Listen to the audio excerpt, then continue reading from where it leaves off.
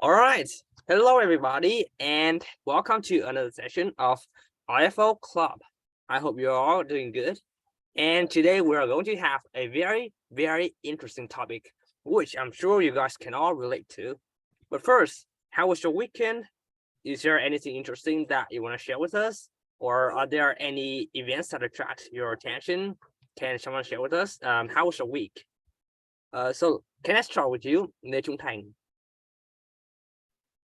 All right, so today it's a little bit tired because I have taken the third mock test before the real test today. So it was pretty good. And this afternoon I play football match with my friend like usual. So yeah, it was a really difficult match. So I scored a comeback goal together with match for my team. Looks like some quite amazing achievements and So yeah. that because my team has because we was a winner, so we don't have to pay the fee that to pay the the money for the field, you know. Yeah, so that's quite much of an interesting thing you have done, and maybe I guess a step towards your goal. That's very interesting. That's very astounding. And what about you, Chen Zituan?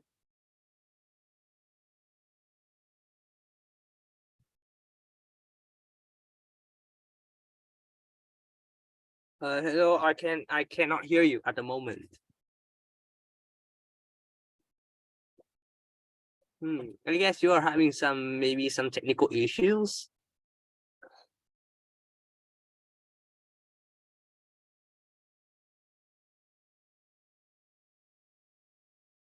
All right, and in the meantime, I would like to invite you, Miss Vân.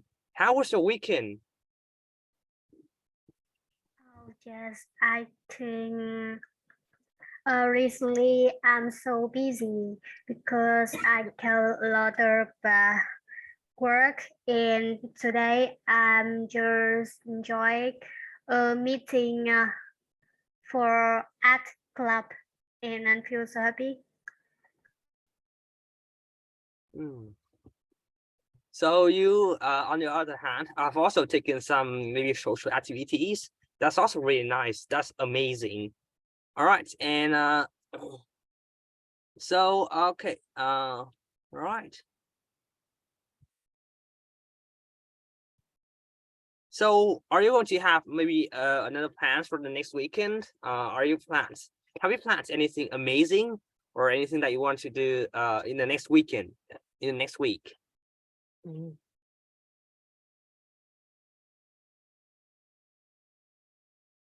right, let's start with you, Lê Trung Thành. Have you planned anything before the new week? As usual, I don't have any plan for the new week. I just go to school and study as usual. So I come back home, I do my homework, and I play some games for entertainment, just like that. And every week with the same plan. And in some afternoon, like Thursday afternoon or Saturday afternoon, I often hang out and play football with my friend. So how's your daily routine like? Like what do you do every day? I think that is the video games I often play after doing my homework or after revising the lesson. If that day I do not have a homework that day, so I just revise some lesson. I take some IELTS test and then I play them and then I play video games for entertainment. All right. How about you, Miss Vân? How's how's your daily routine? What's your daily routine? My routine, I think, absolutely is going to school in every morning. Then I go back home and I sleep and have lunch, and I I also have some class then. what about the weekend? Since you don't have to go to schools on weekend, right? So what are you going to do in maybe in the morning or in the afternoon, but you don't have schools? Okay, if I cover, if I don't go to school, I could wake up pretty late. Yeah. Mm, and I will learn in my home, learn IELTS. Hmm. And what about you, Mr. Duan? How was your weekend?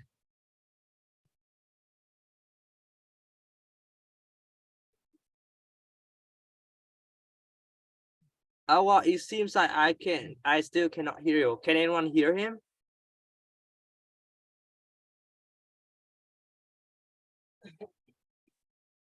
Hmm. Can you hear me? Yes, I can now. Okay. Okay, I have some solution about some problems with my microphone. So I so confused. Ah, Okay, all right. okay. Okay. Recently, I have been preparing for your test, so I'm quite busy all day, and I try to use all materials I have to practice with some speaking materials in YouTube channels and analyze some sample essays about writing. I have some curiosity with your experience in the real test. Can you share some information about listening and reading test in detail? Hmm. Oh, and if you were going to take an a writing, if you please remember one thing, that if you are writing up to a part that you cannot remember your vocabulary, and it just disappear from your mind at the moment, then just leave some blank and skip to that part later. Well, when I was doing the writing part, I came to a part on the conclusion that I couldn't remember the word main culprit. So I just skipped it and I went to part one instead, and I ended part one, and and then I came back to part two and I could figure out that word. So so if you're anything you're unsure, just maybe leave a blank there and skip and come back to that later. You definitely have the ideas. Okay, thanks for advice and information.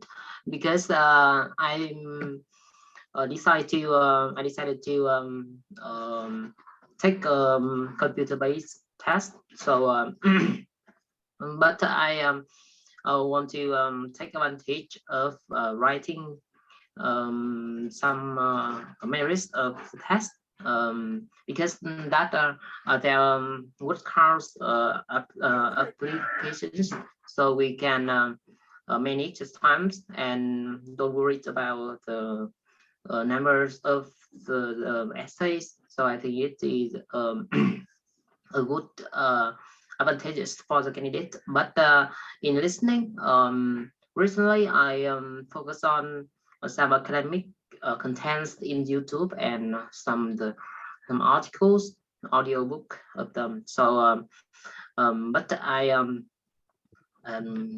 not I have not gonna been confident with speaking as listening in the part one, because there are some number which can be conveyed quickly and very fast. So I think it's obstacle for me. But in the part 3 and part 4, I feel more confident, because I have a lot of times to expose with them. So I also understand some academic contents clearly and naturally. So I think it's a very good experience and knowledge for me. Can you share some information or advice to boost the concentration in listening numbers or some letters in the part one? Well, about listening to letters and numbers. Well, first thing first, I guess that you could pay attention to the information in that they're given on the task. That's pretty sure the way that I use. Other than that, I guess you could also come to YouTube and search for some some continuous spellings.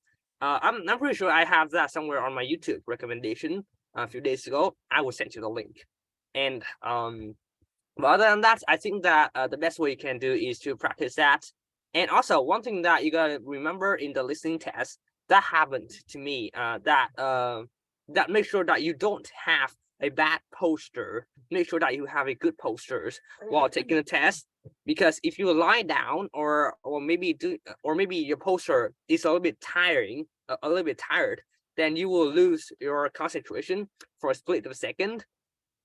I encountered that in the testing room, and I fixed that by noting down the main key points as soon as I regained my concentration. So make sure that you have good posture during the test. And if you get tired, you can also do some stretching, some fast, quick stretching, or you can also even stand up and do a quick stretch and then sit down. And that will not affect anyone in the testing room. So feel good about that. Yeah. Okay, I think there's many tips and tricks, but I often want to listen about some real case in the real test, and I think it's thanks for the informations and advice. Anything else about writing essays? Do you are confident with part one or part two? Task one or task two?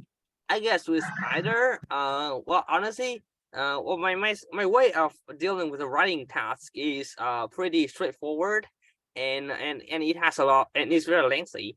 So I'm not actually worried about the word counts, because it's more than one how to say, it's more than 2 pages. It's like 3 pages or something. So I'm not actually worried about the word count. But maybe with a little bit of expression ideas on the second part, on the second paragraph of the part 2, I might get a little bit how do I say, a little bit limited on the points of ideas. I only explained about the use of scenario in the workforce. I didn't mention about how effective that is in real life. So I guess that's a bit downside. And then in part 1, I encountered process. What to me process is, it depends. Sometimes it is hard, sometimes it is quite my level. So I guess that the process wasn't much of a trouble for me. So yeah, so those were my those were what I met on the exam room. Okay. What is your questions in task 2? In task 2, I cannot remember that from the top of my mind right now. However, I do have wait, where's that?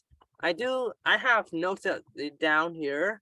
So in case that maybe I can share with you those things. So let me find it. It's somewhere in my download. Well, right here it is. All right, nowadays many people use written language in a less formal and more relaxed way than in the past. Why is this the case? And do you think that this trend is more advantages or disadvantages? So basically, in the first part, in first paragraph, I explain the reasons, the rationales for these. Well, so rationale, that's a good word there. I didn't use that in test, which was quite a remorse. Yeah.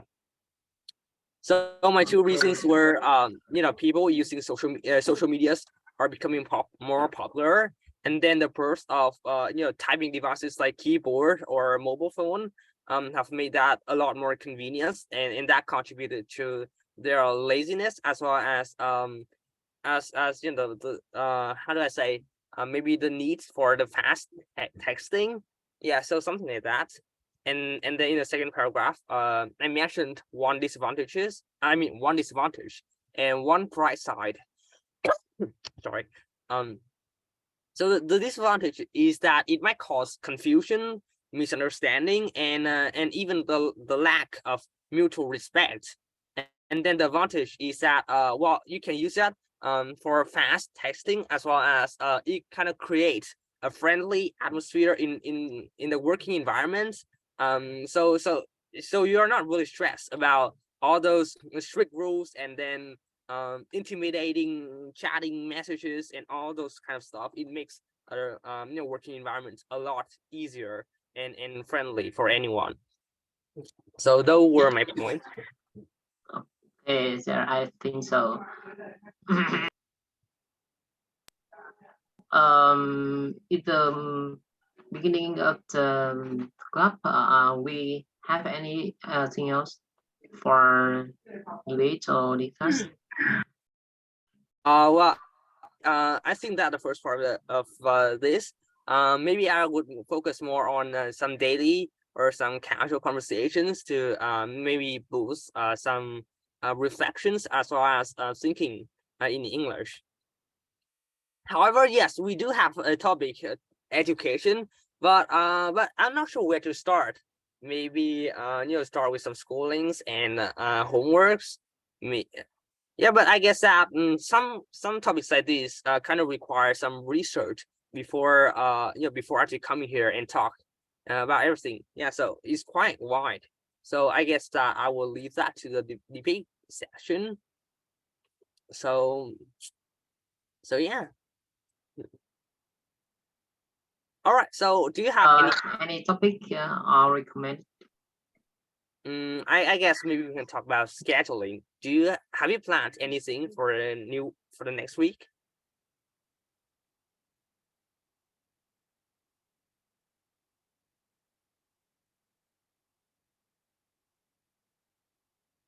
Oh, Mr. Duan, have you planned anything for next week? Next week I am keep preparing for IELTS test because the actual test occurs in next month. Okay, the 13th November.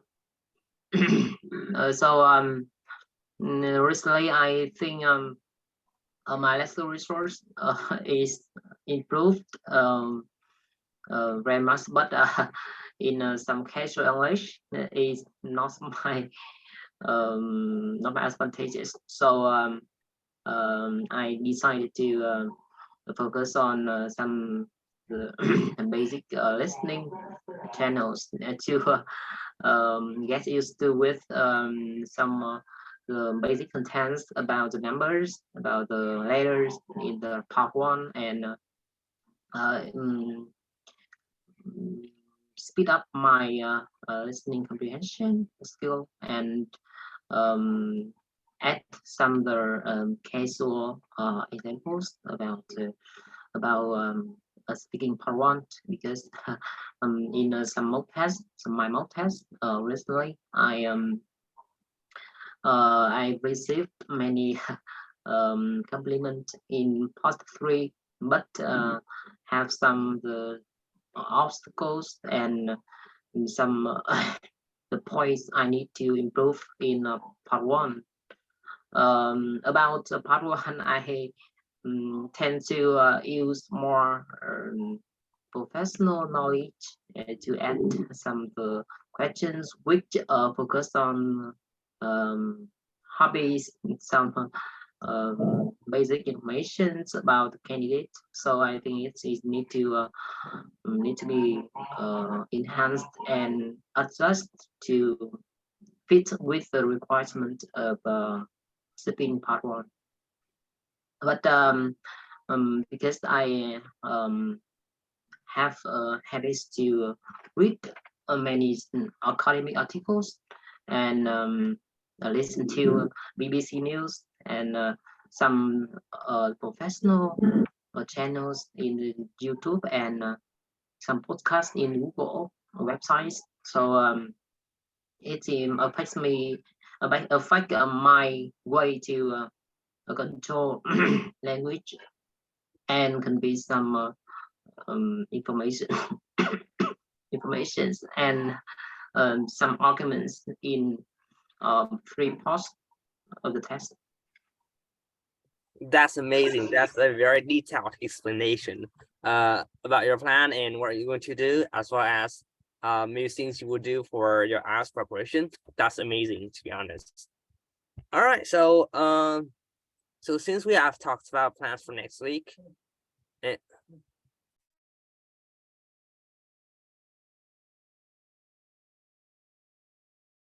all right, so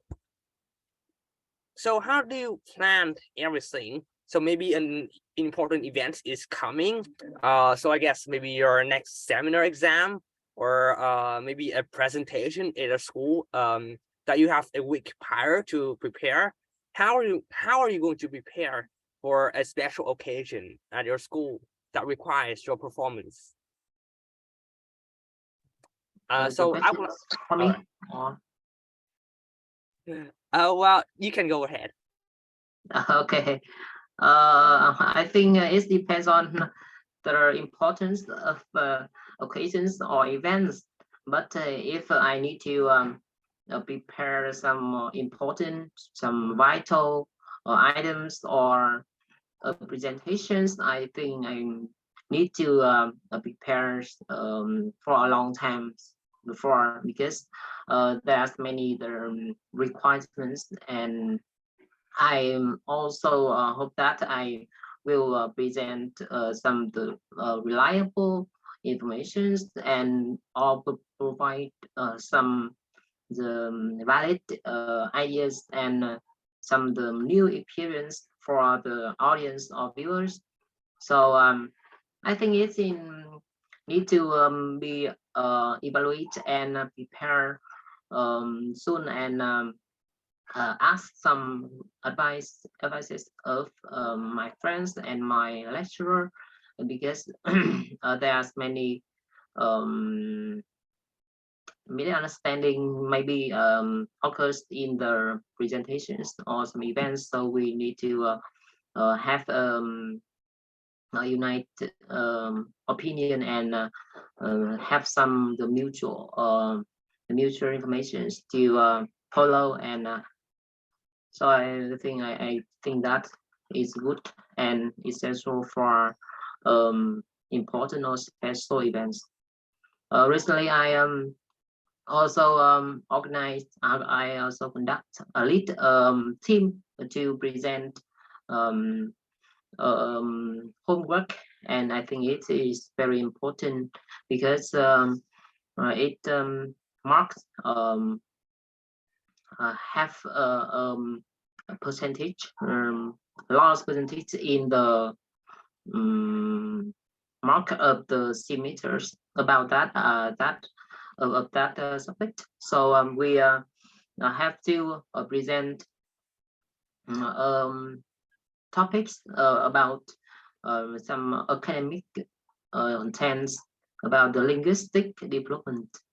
So we need to research in the Google and ask some advice from other students and lecturers to consider some examples we can insert about the presentation, and we need to online together and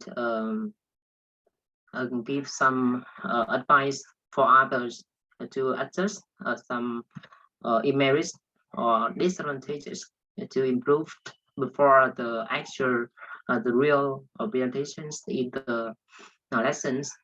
So I think it's interesting journey for all members, and we actually we have excellent presentations, and again a good mark in that lesson. So thank you so much for such amazing advices. I guess that could be applied to literally everything in life. Well, anything, maybe vital or non-vital targets that you want to reach, that you want to maybe some difficulties that you want to overcome. So this also works very well. So what about you, Lê Trung Thành? How do you prepare for anything in advance? I think in advance, like any special occasion, like the final semester test, I I often try to prepare it as careful as possible because I don't want to make any mistake why I'm taking the test. I try to learn everything as careful as possible for because now I am the last year in high school, so I really want to get a good mark in any test because when I get a good mark, it will be much easier for me to get to graduate. So I think that it's good for me, and I will do that anyway. And in another occasions, like a wedding or a wedding of any person in the family, so I just try to find some clothes, some really nice clothes to change my style first because in my what else quần áo là cái gì quên mất. Quần áo, clothes, maybe. Outfit. Quần áo. I'm sorry, what was that? Cái gì nhỉ? Cái tủ quần áo là cái gì quên. Wardrobe. Wardrobe, because in my wardrobe right now is mostly about football clothes for Manchester United, Manchester City, or any club in the world. It's mostly is football clothes. So I need to change my style when we have any special occasions. Yeah. All right, so I guess that you have a really good approach there in your speech. Is that you divided your speech into two parts about special occasions. You divide it into those life-changing events like your seminar, your seminar exams, and then your other casual events like the weddings or maybe birthdays, something like that. So so that's a really good way to deal with this question. That's a very nice way. And what about you, Phạm Hồng Vân? How would you prepare for special events, including something like exams and casual things that Mr. Thành had just mentioned? The special event, I think other events have some way to prepare different, and I will prepare different. For example, the opening separate of school. This is your mean? Well, it could be anything, but yeah, that includes opening ceremony events, and it's not limited to those events. Okay, just for example, the opening ceremony of school, I will prepare clothes and water. Yeah. So yeah, so you prepare for I guess basic needs that might arise when you are participating in events, right? So maybe you cannot go out and buy a bottle of water. You cannot go home and get a sip of water. So you gotta prepare them beforehand. So yeah, that's a really good way to deal with some details, some problems that may arise unexpectedly or expectedly. And yeah, so Thành has just mentioned preparing as much careful as he can for important events and polish his appearance and very nice things that you could pay attention to, that you could control in your hand, that you could control as much as possible. So those are really good ways to deal with that. And thank you all for those amazing questions. that leaves some really amazing advices for me as well as for maybe everyone in this room. All right, so let's move to the part 2 of the session of our session today. So in the part 2, we will debate as usual. All right, and the topic is well, maybe I'll give a topic a little bit later, but first, I want you to maybe pay attention to one thing, that when you are when you are debating, don't just focus on rebutting your opponents. Don't just fight back, but you also gotta defend your opponents.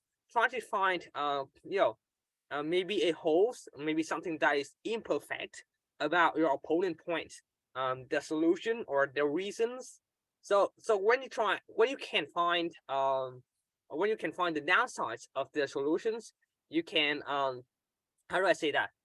You can like make a solutions to improve it and try to lead that to your points. So that requires some skills there, and but that makes our debate a lot more interesting. And aside from making that an arcade, I mean, aside from making it a war, let's have a fun and interesting, intriguing, and a helpful, worth learning debate. Yeah, so let me tie that down. So don't just fight back, improve.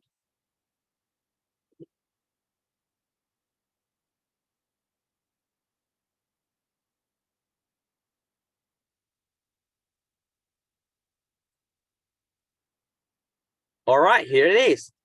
And so first thing first, I will, how do I do this? All right, I will share my screen. Where is screen share? All right, here it is. So let's begin.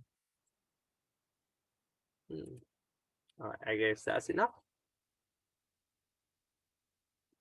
So our topic is that, is it better to should we apply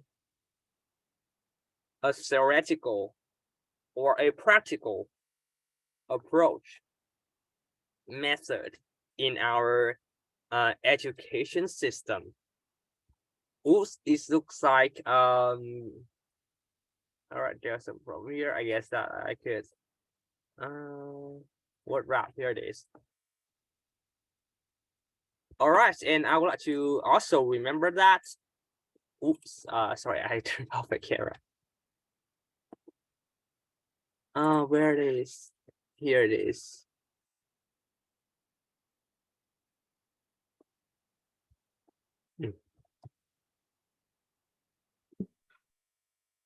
Do you have both? That's your interesting topics for debating. Yeah, definitely. Sorry, I will maybe edit this a little bit. Yeah, so there's sorry for these inconvenience. I guess that maybe dark mode is better for for following and stuff, but I guess this works as well. Can you guys see it? Does Okay. it yeah, all right. Okay.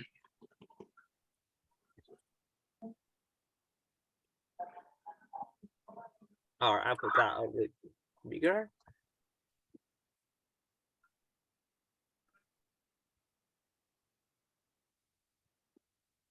All right, now you will have approximately 5 minutes to prepare for this. But also, please remember that you gotta read online articles and note down your points. Don't just read, also note down. You can use applications like Notepad, or maybe just use a pen or a pencil and a paper and write down your points so that you can so that it's easier to manage your presentation and keep track of your talking. All right, and your 5 minutes starts now.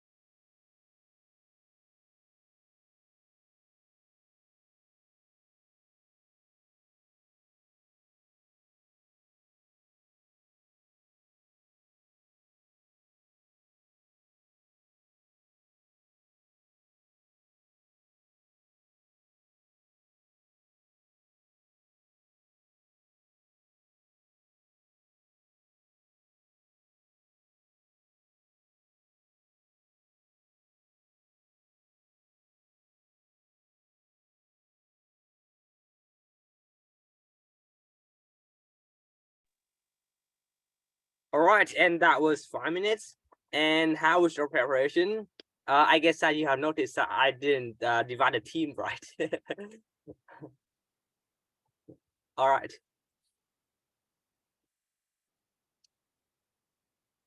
Team theory and team practical, vocational, or maybe practice. Yeah, team theory, team practice. All right, so who wanna be in what team? Looks like a guy have disappeared remotely, maybe. All right. What's your choice, Mr. Toan? Okay, I tend to choose the team which have two aspects as you as mentioned. I think that's the good way, the best way to tackle with that teaching methods is combine two aspect to support for lessons, because the theory and the practice are essential for the teachers to lead the student to manage the knowledge and the skill. So with academic knowledge, we need to we need to follow some principles of them, and with practicing some soft or life skills, we need to focus on the times which in which candidates or learners or students have experience, have atmosphere to practice all requirements of the lesson, and have some outside outdoor activities, and gain some result and feedback for the lesson, for the knowledge or items, the targets of the lesson. So if we have a few members of speaking club, I think we can build a lot of speeches about that, about the topic is better than divide into team which focus completely theory or practice. I think it's very difficult for each member to choose a particular side to debate. Theory and practice are important. Yeah, well, It depends on many fighters. Yeah, so there are always two sides of the coin. You cannot just neglect one side and just talk about the other, and just accept the other part and completely ignore the other parts. It's important as the same for this approach, I guess. So maybe I would adjust a little bit. So instead of team theory and team practice, how do I say? Maybe an approach that lean towards theory more than practice. All right, more theory and team more practice. So yeah, this will be more balanced. Yeah. Okay. So guys, let's choose our teams. Mr. Tuan, which one do you like to take first? Okay, I think this divisions is more practical and effective to present some aspects, some informations and arguments which are focused on the advantages of each side. So okay, if I had to choose one side to focus, I want to opt for more practice. All right, the more practice. All right, I'll just get rid of these unnecessary details. And what about you, Phạm Hồng Vấn? Ah, you forgot to turn on your mic. Yeah, I want in team more practice. All right, you're more practice. Yeah, so sorry because I don't have the key on my system right now, so I cannot really type Vietnamese. And Lê Trung Thành, I guess you're on the theory team, right? Honestly, I don't know what exactly I am because I'm in the middle. I agree with both sides because I think it's equal important. Equal importance. That's hard basically for anything. Because obviously equal is always the best approach, kind of balance between two factors. And yeah, because focusing more on anything isn't the best.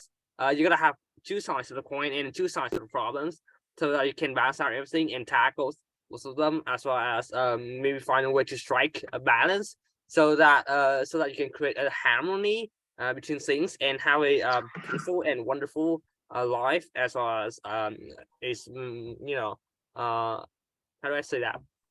Maybe more I can that doesn't come to the top of my mind right now. All right, so but you gotta choose one. Like we are both combining theoretical and practical approach, but which one do you like better? More theoretical approach, like just studying and maybe just studying 7 days a week and maybe 5 hours for practicing per week. Is that better than than practicing and working, like laboring all day, working using how do I say, using pure strength compared to the mind? So basically you're applying more than you're learning by books, by what is taught on the school. So which one do you prefer? Sorry, so I didn't catch that. My connection is not very stable. All right, so maybe like so like how they said it. And so let's compare two scenarios, for one for university and one for college, right?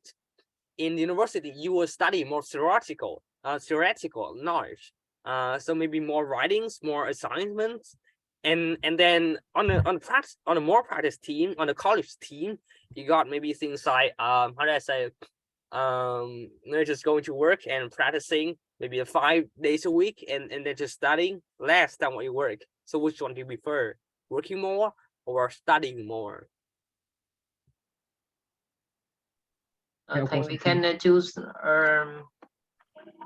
particular side to focus on. Theory, I think theory is very important for any education system. And for example, in Vietnam education system, there are so many the aspect we need to improve, because it's based on theory and documents very much. So I think it's need to be enhanced in the near futures, and to make the educations and the learners, the students, have more practical skill and practice the problem solving skills, because there are so many the theory, the thesis, and something like that are researched in recently, but recent years, but the applications of them is rare. So that need to be balanced to theory and practice.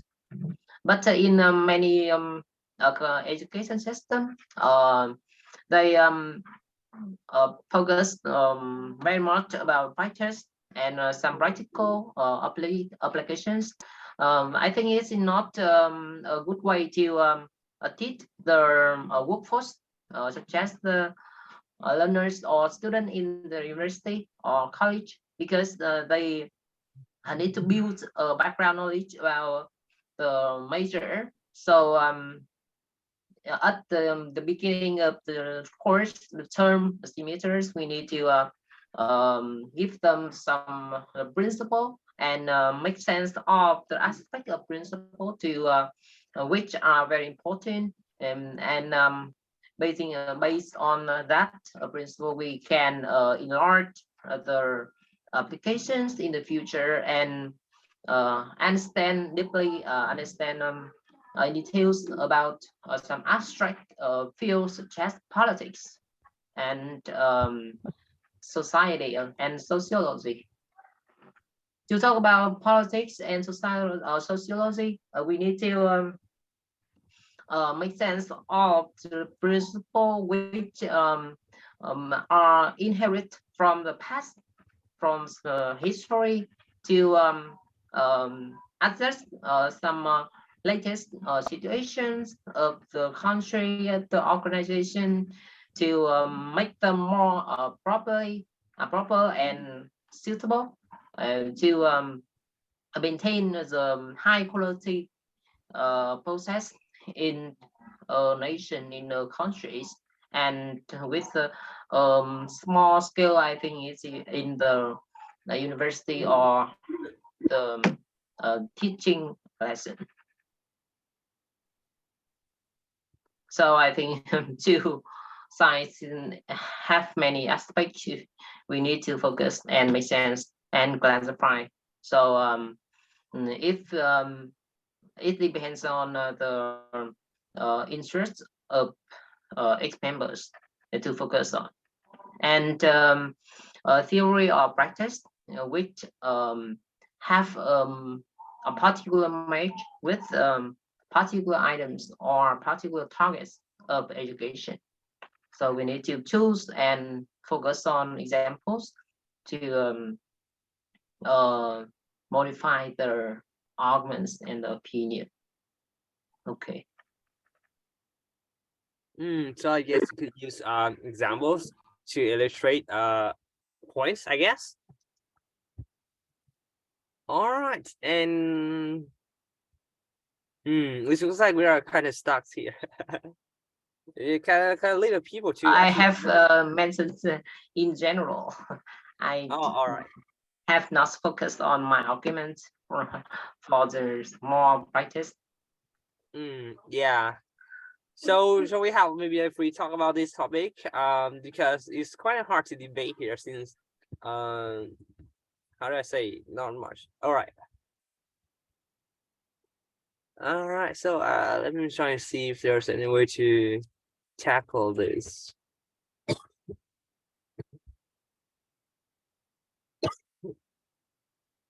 Yeah, honestly, a lot of majors, like as you mentioned, really needs both theories and practice. That also works for engineering, but on what scales?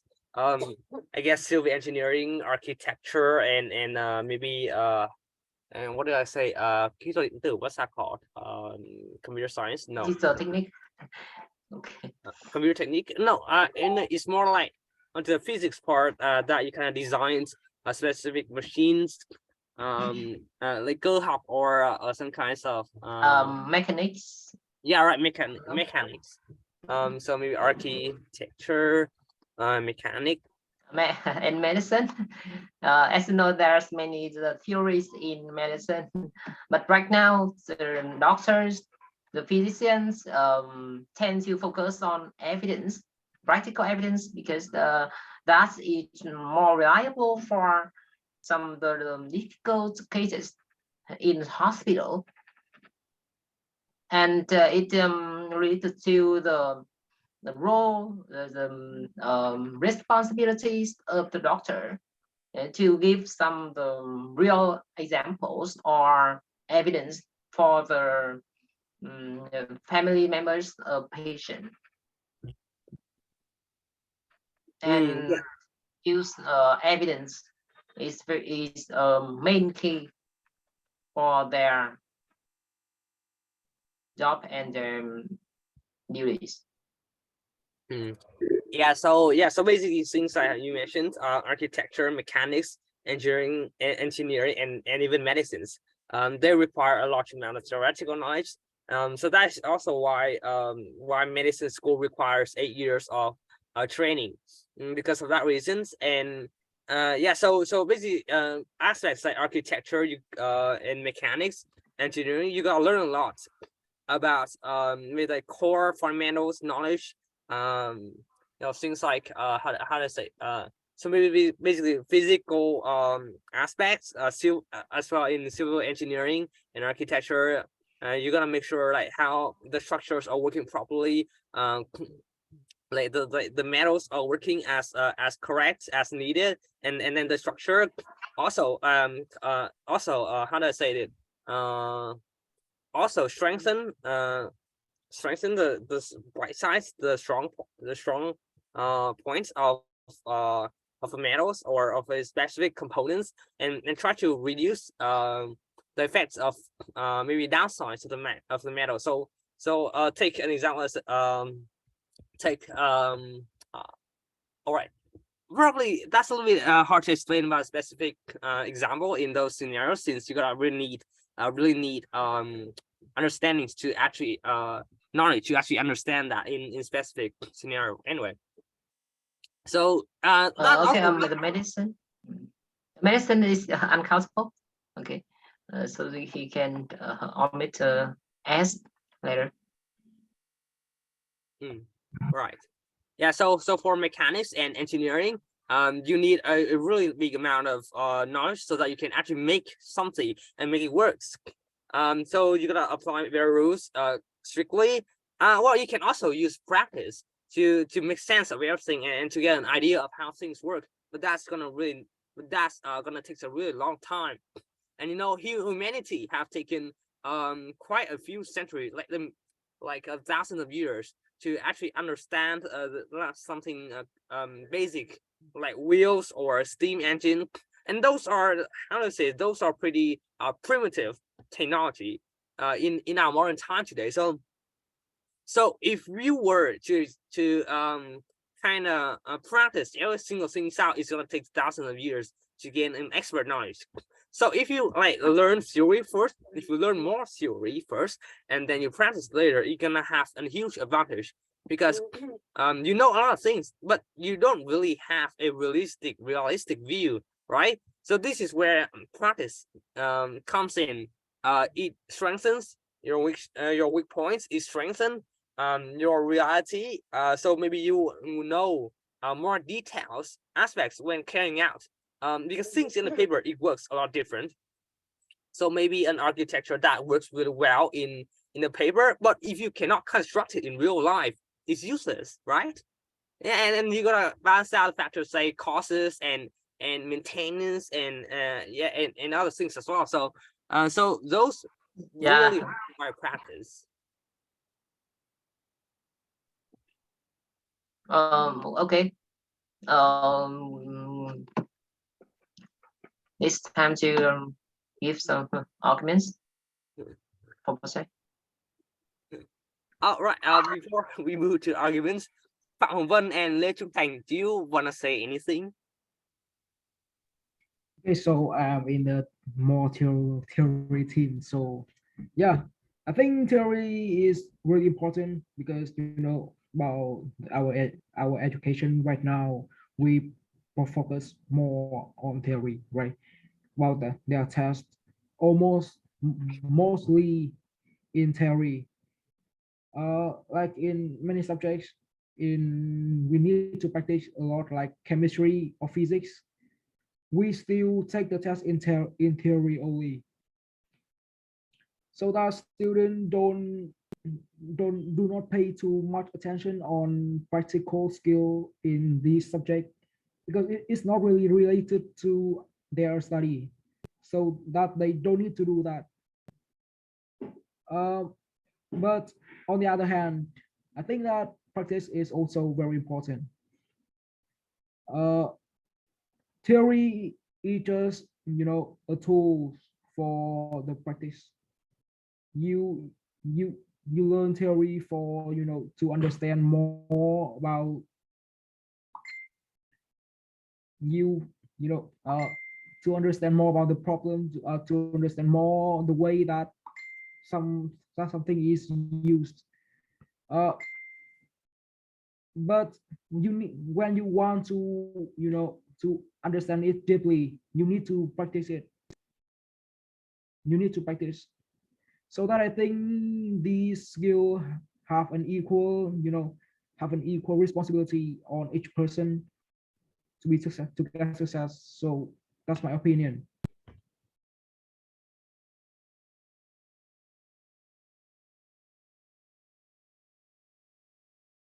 And what about you, Phạm Hồng Vân?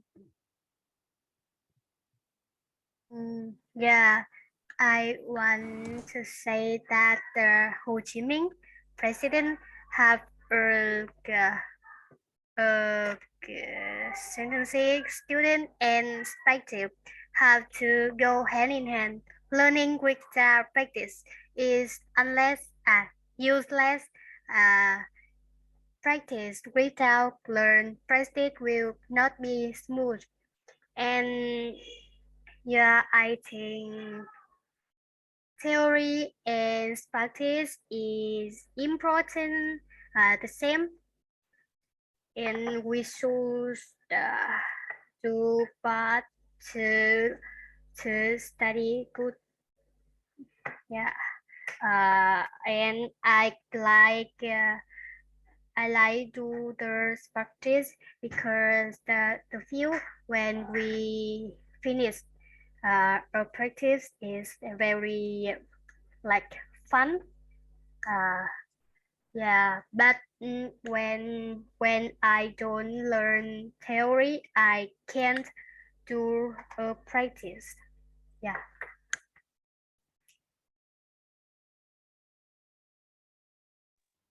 All right, so you have mentioned a really nice quote. Inspirational quotes. Yeah, it's an inspiration quote, a really nice one from the former president of Vietnam, of Vietnam Communist Party. So yeah, please go ahead.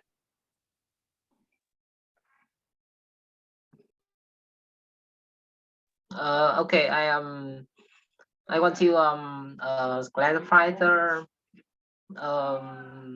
argument which favor for the more practice in some subjects you have ever mentioned about architectures, mechanics, engineering and medicine.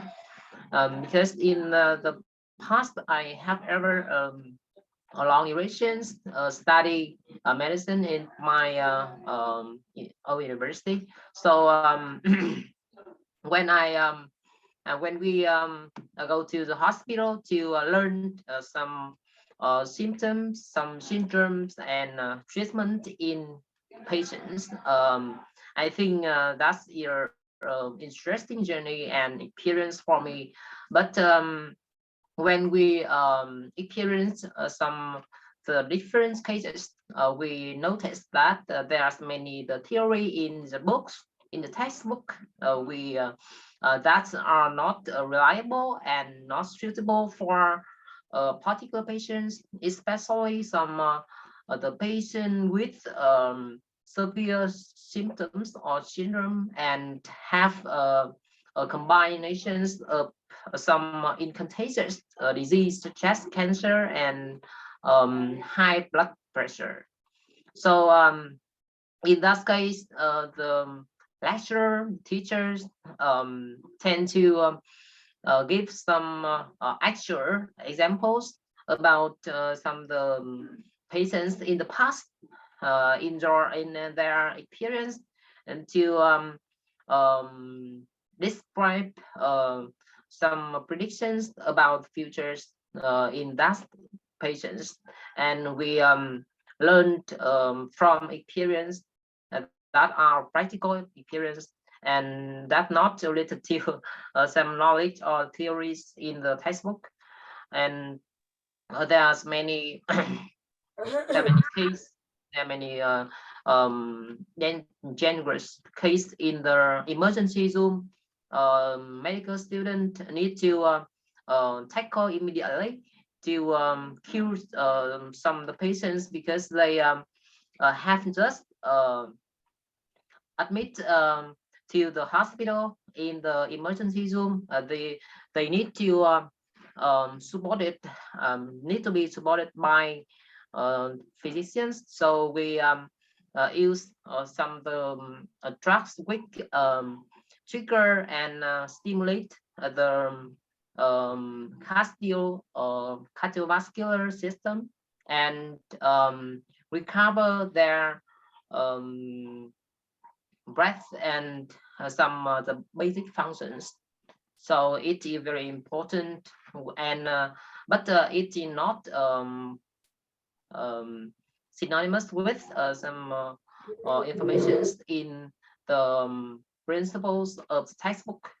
So, but in along durations, I have ever experienced in my university, the theories are also important because that provides some principle for gender situations, especially some the new cases and new situation. So we need to follow the principle and theory because that not the best way, but reliable for the most case in the practical cases in hospital or some the situation when the doctors, the medical employees have not enough the facilities to operation to operate in the surgery room or have some the applications or equipments or for performs treatment as the textbook mentioned. Okay, so I want to move on to other aspect, other subject majors is engineering because my uncle is a chemical engineer, so he have ever share many informations about the work about assignment in the Nghi refineries is a law of corporations in Vietnam, which there's many the factories, many the engineers who have the responsibility to maintain the a process, a huge process, which are carried out to produce a large amount of gasoline and other final products. So when when he working and when he work in the workplace, he always pay attention to some the most significant details in the in along along factories and the hall of factories. So he need to update some criteria about the materials of some important details and to predict some the worst case scenarios about that and ask some help or support from the peers, from colleagues to manage emergency cases. So I think that need to be combined theories and practices, experiences, and to control sophisticated process or system. Okay, that is in that I think it is also the requirements, the basic requirements of higher educations, university education. But there's many education in Vietnam does not did not adapt all that. Yeah, so speaking of that, I guess that yeah, so I have a question for you that if Okay. like you don't always have the sufficient testing examples or testing tools utensils in university, right? and that might not be available for all classes, I'm assuming. So how do you how do you practice them? Like you train for 8 years in the medical schools, then when you come out, how do you do like surgeries? Yeah, you mentioned that physicians and maybe even nurses assisting doctors in a surgery, right? And how do they actually learn from it? By just looking is probably not enough, because when you're touching blood and those organs, that's completely a different how do I say it? That's completely a different aspects and experience. When you try to fix that yourself, it's a lot different from watching that from afar. So how do you practice and then actually get accustomed to you know, using those those movements and specific details, some that require sophisticated accuracy and knowledge. And then what's this next point? All right, so that's my question for you. Okay, as you mentioned about the techniques or the attitude or method to learn medicine. Well, I'm more into the methods and Methods. what was the first one? What was the first one? Techniques, right? So techniques. Okay, and techniques. yeah. Okay.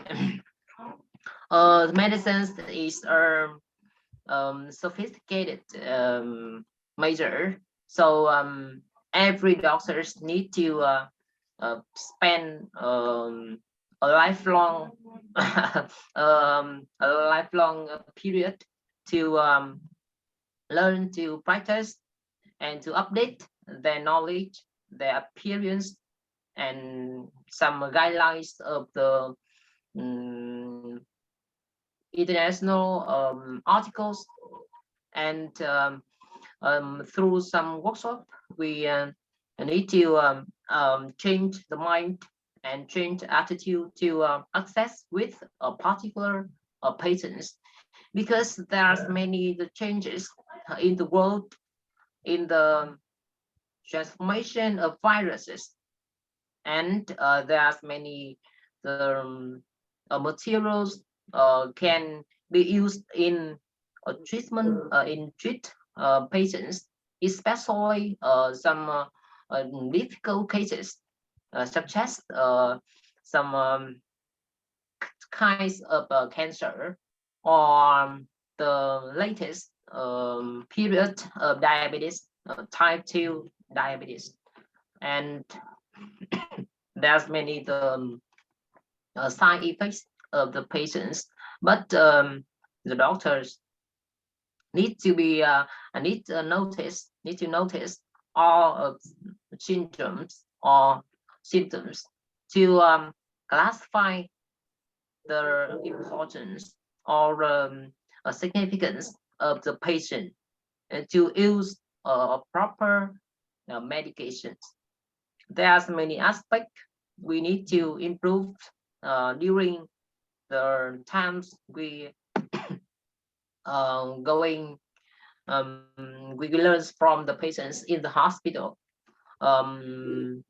It depends on a particular measure, because in the medicine, in the healthcare system, there's many positions, and each position requires a particular criteria from the doctors, from medical employee stuff. So if you want to focus on the surgeon, because that is groups of doctors have responsibility to perform operations in the patient, and have many equipments, medical equipment, which helps the doctor to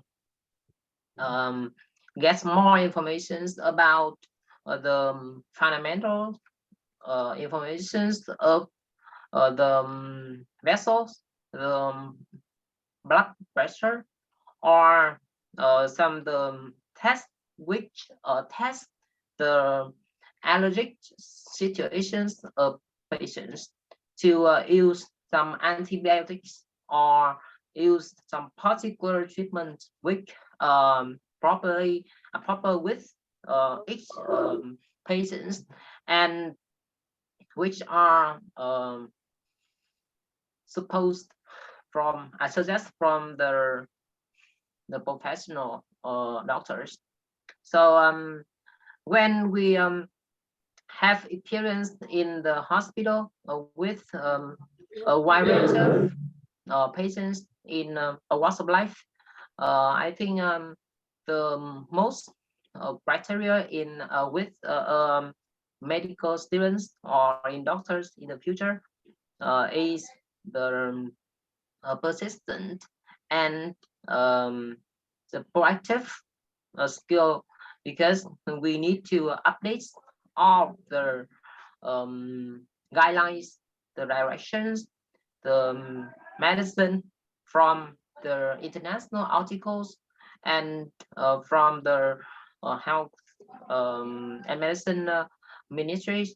So we need to consider the benefits and the cost of particular cases, and to give some advice for the patients and their relatives, and to choose particular methods or treatment strategies which are suitable, because as you know, there are so many people having some financial problems, so they cannot afford all of the requirements about the cost, about the price of equipment. So we need to adjust and give some advice for them to choose suitable techniques and treatment. I think there's many aspects to talk about the medicine and the requirement of doctors, but it's the very long duration, and we need to learn a wide range of subjects from the basic subjects of medicine, such as anatomy, giải phẫu, or physiology, sinh lý, hóa sinh and biochemistry, and there are different subjects which each subject provides some the small pictures about the mechanism of organs inside the body, and have some more background knowledge about the process in general, to when doctors treat patients, they need to combine all knowledge from basic subjects, from anatomy to identify identify the organs which have some trouble or which cause the practical symptoms or syndromes of the patients, and decide the medications for patients. There's many the schools of treatment. We need to choose latest version to apply in the patients, and there are some the other aspect we need to focus about legal responsibilities and some controversial accidents.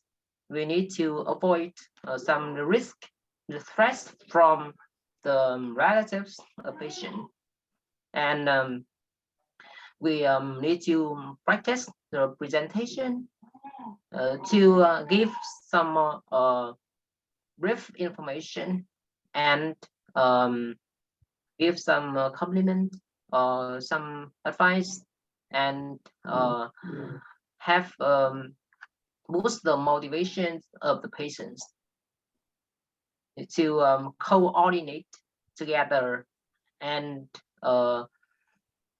aim the final results of the recovery of patients. and there's many aspects, there are many situations the patient need to practice at home. So they need to trust the doctors and focus on the medication, because there's many the relatives, there are many neighbors which to give additional advice about alternative medication. So that are very dangerous and toxic for the situation, for the recovery of the patients. So the doctors need to explain all of the scenarios in the future and give some vivid explanations and describe some the steps when a patient take medications. So Yeah. that's the main aspect. Many aspects. Okay, I think I want to say about it. Yeah, so those are all really nice things about medical. Honestly, I love medical, and yeah, but I don't think that's my path. But I still love to learn about it. That's some really interesting knowledge there. So yeah, and about I actually gonna worry about people taking additional advices from other people, because not everyone is scientists, and probably maybe you got some fake scientists, no qualifications, but they can blabber or flash some fame about anything on internet. So that's what we call fake scientists. Yeah, so because they think they are better than scientists, and so they can give advices on some real thing, like do not wear masks in COVID-19 or something like that. So those are fake scientists. Anyway, so how do you qualify a doctor capable of performing a surgery? How do you qualify? How do you make sure that he or she is have enough ability and techniques to perform that surgery, as well as if a doctor makes maybe a mistake in accidentally, maybe because he's too tired, or maybe some unwanted factors. So how would you deal with those mistakes? Do you cover it, or do you like fix that somehow? As you know, the medicine is I think that is the most sophisticated aspect and measure. So the doctors have a good ability and in the high levels of awareness about some the resources of people. So when a surgeon have enough ability and take responsibilities to perform an operation in the patient, they need to finish many the qualifications about that measure, and have a long duration practice some smallest techniques in the operation room, and have a long duration to learn from the professional surgeon in the past. And when they are ready to perform small techniques in the operation room, they will be allowed to do that. But that's a long periods, and they need to perform step by steps and to finish their knowledge about the strategies of operation. And there's many advice, many the meeting workshops for them to have new lessons about the managing operation, and about some skills to use proper equipment in the operation. And if they have any negative attitudes or some small mistake, they need to practice more and more and have not opportunities to perform in the certain room, because there's many aspects, there are many sensitive aspect about that.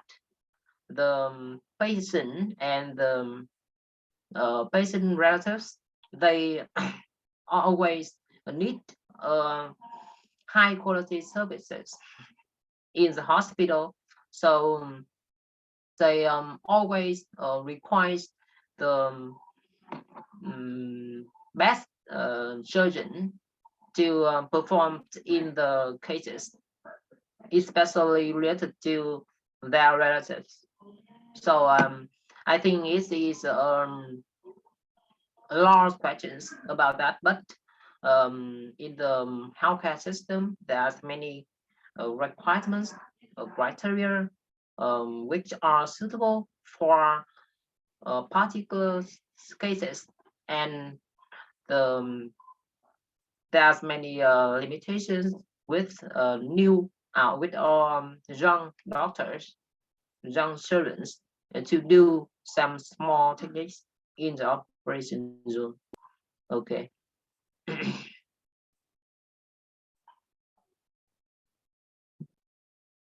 Yeah. Thank you for so really amazing knowledge. So yeah, I guess those could be applied to other fields such as architectures and mechanics as well. Yeah, because in doctors and those performing surgeries on patients, they're dealing with lives and you're dealing with lives and painful and health problems of other people, so you gotta be really careful about that. And but also in mechanics, the resources are really limited, and it's not always customized, so and not always ready, so you don't have all the models that you need to build your solutions or something. So you're gonna have a variety of ways to fix that by first doing some sketches or some simulations on the computer system, so that you can before you make that, you can apply those notches, and then you can analyze every single detail, analyze every single aspect, and components compulsory to actually make the final output. So, and every step that is needed to build that thing, and how to automate that, and how to make that into an automated process, so that you can spend less money in manufacturing the products, so that it could be delivered to the right to the users at a reasonable price. So it requires a lot of process, and when building a prototype, you gotta take many aspects into consideration. You gotta take a lot of things into hand, and then on architecture, that this is definitely important, because you don't always have like millions of billions of Vietnam dong or millions of dollars to build a house, right? So you gotta be careful about that. Yeah, so also writing sketches on a computer system is equally important for these things as well, so that you can be economically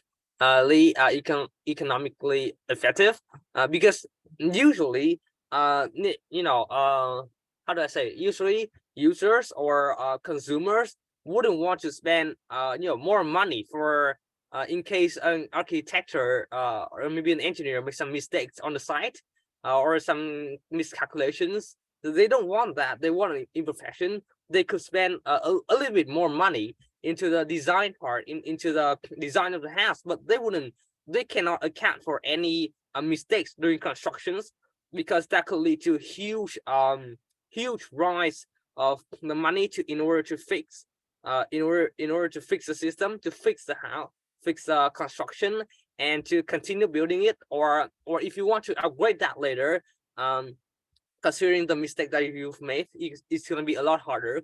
And usually fixing something that a former engineers have made on the site will require a much higher levels of engineers to fix that.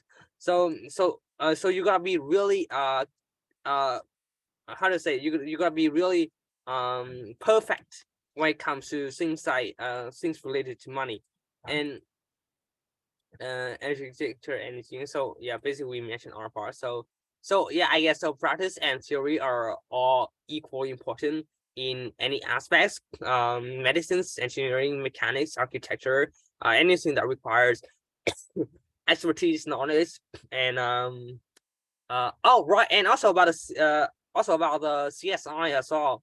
The scientists that do all kinds of investigation in police or chemical or maybe some chemical companies. So because they have a limited number of how do I say, all right, so it's a little bit hard to explain that. So it's more into criminal investigations where they leave maybe some traces or some items left untaken care of at the what's hit to at the scene. So you bring them to the police station and you ask for the CSI scientists to analyze them.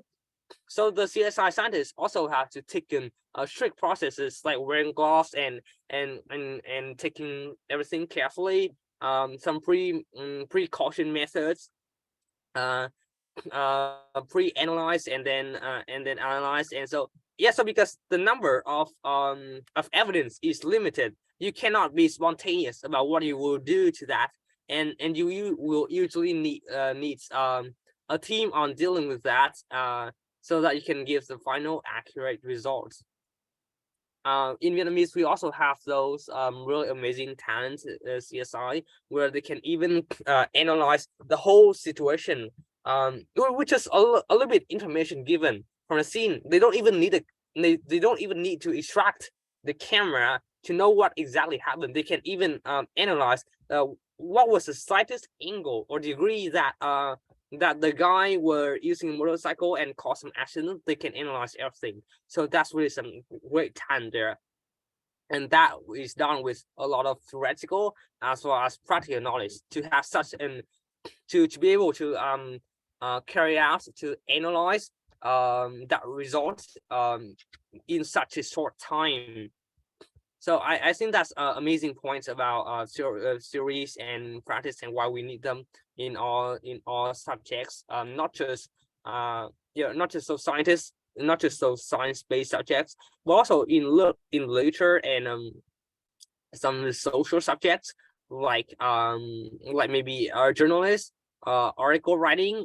So you need theory to how to plan, how to outline your essays, how to organize informations, gather information, gathering details. And then when you come to practice, you're gonna have like an intuitive on writing. You have an emotion for it, you have a feel for it, so you can express your ideas in the most understandable way. That requires a lot of practice and comprehensive skills to actually write out an amazing article that attract millions of readers. So basically those are our points. I guess that is quite not too early right now, and we should probably end the debate sessions right now. So now is the last part, which is free talk. So you can talk about anything here. You can even talk in Vietnamese, which is which is optional. So have fun. You can say anything you want. Alright, và đó là phần kết thúc của phần 2 của phần debate của session của chúng ta ngày hôm nay. Bây giờ là phần free talk, các bạn có thể nói bất kỳ cái gì mà các bạn muốn. Chúng mình có thể thảo luận với rất nhiều vấn đề ở đây về những chuyện hàng ngày, rồi có vấn đề bạn muốn hỏi, thậm chí bạn về nhà, chúng mình sẽ rất vui được nếu có thể giúp đỡ bạn trong bất kỳ vấn đề gì. Alright, hãy tự tin và bật mic lên chia sẻ với mọi người nhé. Hà Hoàng có bài nào không em? Em có bài nào cần hỏi anh Leo này? Hỏi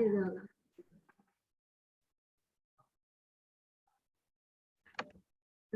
em nghĩ là ngồi nghe mọi người nói nhưng mà thực sự là không hiểu hết vì nhiều từ mọi người nói mà em cũng chưa biết luôn. Thật ra là mỗi người có một cái focus riêng, thì mình thì trong nội dung đấy thì có một vài nội dung nó mới hơn một chút thì cũng không bất ngờ, đúng không?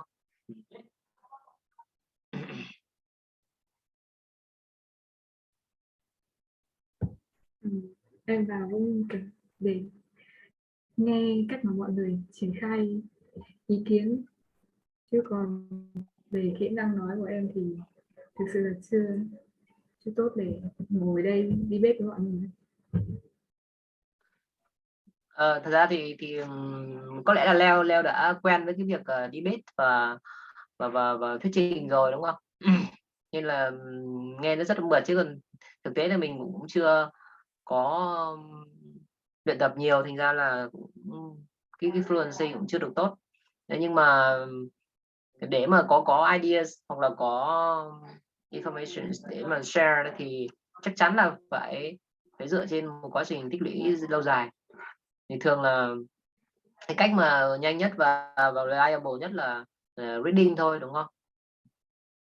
Reading in English is essential or effective way to boost knowledge and practice the brainstorming skill. So I think it's a good way for you to practice the English. Và cũng bọn mình vừa nói về cái vấn đề là giữa việc nên áp dụng lý thuyết hay là thực hành vào các cái hệ giáo dục, thì nó cũng áp dụng trong trường hợp này, tức là bạn muốn thuyết trình giỏi thì ngoài những kiến thức mà bạn đọc được trên mạng cũng như là kiến thức academic, những kiến thức chuyên môn về chủ đề thuyết trình ra, thì bạn cũng cần phải thực hành nhiều, rồi nuôi tập nhiều trước đám đông, rồi trước mọi người, và đây cũng là một cơ hội cực kỳ tốt để thể hiện kỹ năng thuyết trình. Rồi từng biểu cảm khuôn mặt của bạn cũng như là từng cử chỉ hành động lời nói, body language, thì điều đó cũng cực kỳ quan trọng trong một cái bài thuyết trình, và bạn hoàn toàn có thể thực hành điều đó ngay tại đây với mọi người, và mọi người rất welcome bạn và sẽ không kiểu không đánh giá bạn. Tất nhiên là nếu bọn mình có góp ý sẽ rất là vui vẻ chia sẻ với bạn, nhưng cũng sẽ không có đánh giá như vậy.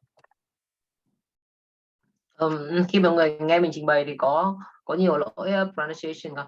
Mình cũng hơi tò mò cái việc đấy.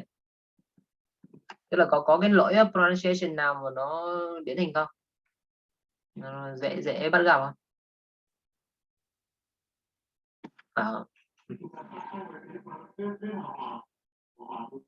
Thực ra thì em thấy và phần nói của anh rất là hay, có rất nhiều nội dung cực kỳ chu đáo, với cả cực kỳ thế này nhỉ, cực kỳ có chuẩn bị, mặc dù em nghĩ là anh chắc không chuẩn bị đâu, nhưng mà em thấy nội dung của anh cực kỳ chi tiết, và vậy. Và nếu như nói về điểm yếu thì em nghĩ là anh không có cái bất cứ vấn đề gì về phát âm cả, mặc dù có một số từ em nghe không ra, có lẽ vì vốn từ của em kém, nên là em không nghe ra một số từ của anh, nhưng mà em nghĩ là về căn bản thì em có thể hiểu hết được, và có một chút là có thể là khi anh nghĩ nội dung nhiều quá, thế nên là fluency của anh cũng bị ảnh hưởng một chút, và ngoài ra thì em không nghĩ ra vấn đề gì cả, bài nói của anh cực kỳ tốt, với cả nhiều nội dung tràn đầy ý tưởng. Thường thì khi bọn mình đi học ấy, thì nếu mà không phải là chưa phải là làm bác sĩ thì thường là sẽ ít người để ý đến cái việc trình bày để cho người khác hiểu. Thậm chí là rất nhiều bác sĩ khi mà đi làm rồi cũng tức là chưa chọn được cái cách trình bày nó phù hợp ấy, thành ra nên nhiều trường hợp là sẽ bị hiểu nhầm từ bệnh nhân. Cái việc này mọi người có thể trải nghiệm khi mà mọi người đến bệnh viện, các bệnh viện tuyến huyện và tuyến tỉnh. Đây, nhiều bác sĩ tức là cái kỹ năng họ đang còn thiếu về thuyết trình ấy, thành ra là bệnh nhân hoặc là người nhà bệnh nhân sẽ thấy, một là thiếu thông tin, mà hai là sẽ bị hiểu nhầm. Thì việc thuyết trình và giải thích một cách dễ hiểu là rất quan trọng.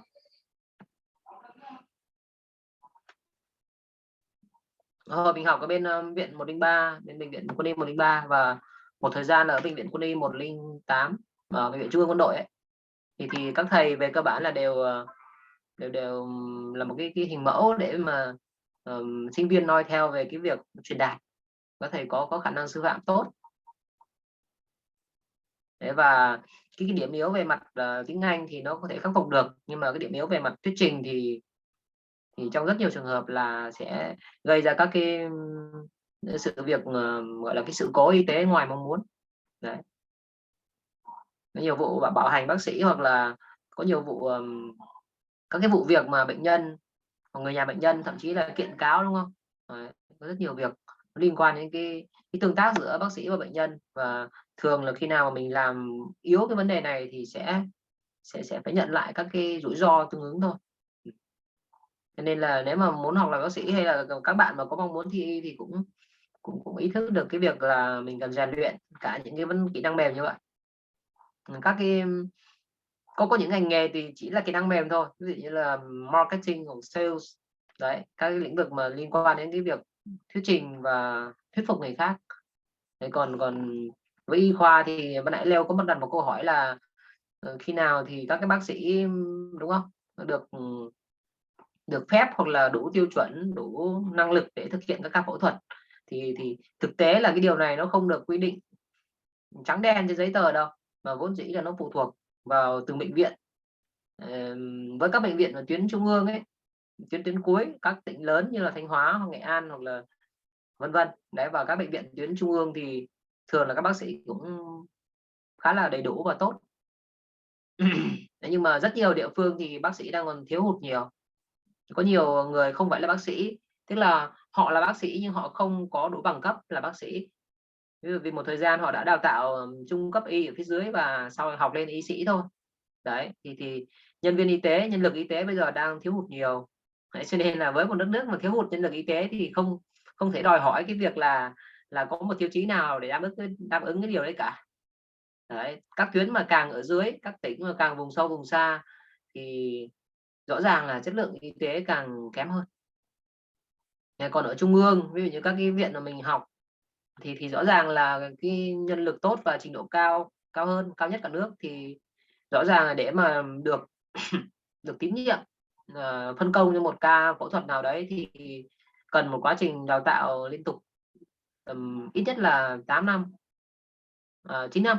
Đấy, sau 6 năm là sẽ có 3 năm học nội trú và rất nhiều năm sau học chuyên khoa lên nữa. Thế thì tầm hơn 30 tuổi khi mà các bác sĩ đã trải qua hơn chục năm làm việc và tiếp xúc với bệnh nhân, cũng như là thực hiện các cái bước nhỏ nhỏ trong phòng mổ, thì các bước mà phía trước làm tốt thì các bước phía sau sẽ được dìu dắt để mà thực hiện dần dần.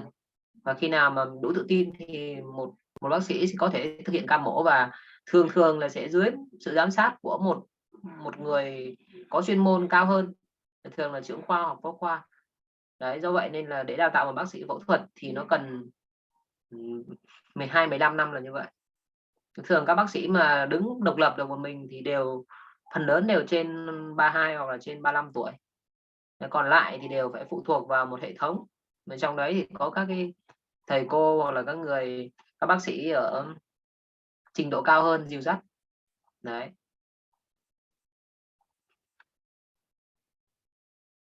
Các tỉnh vùng sâu vùng xa hoặc là biên giới hải đảo thì thường là sẽ bị thiếu hụt điều này. Một bác sĩ thì có thể là phải làm tất cả, lý do là vì nhân lực thiếu hụt.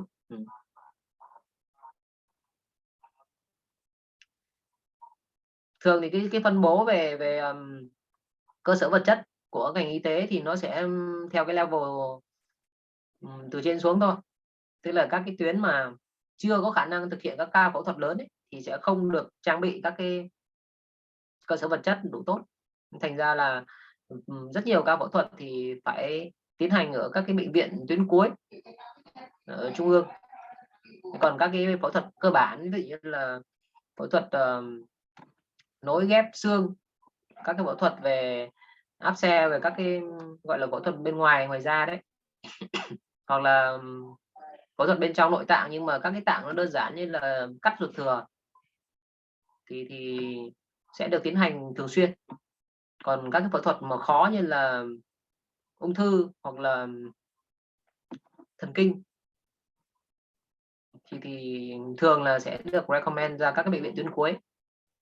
ở đấy thì các cái bác sĩ và cái hội đồng y khoa nó đầy đủ và trang thiết bị nó cũng tốt hơn thì mới được khuyến nghị là thực hiện.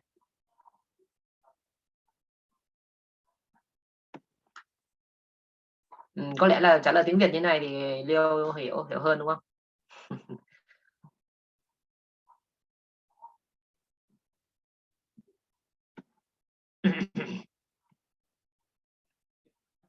Mọi người có câu hỏi nào khác không nhỉ?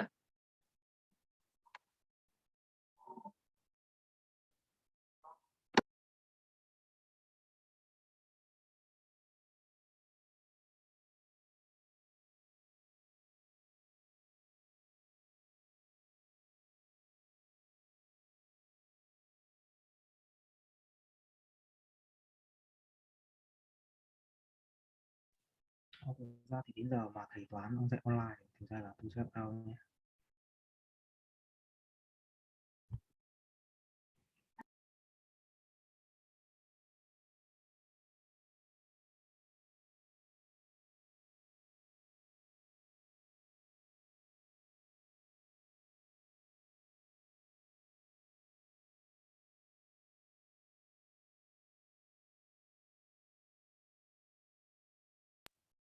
Hôm nọ Leo thi IELTS thì em thấy cái đề đấy với cái độ khó của các cái đề trong các cái Cambridge gần đây thì nó như thế nào?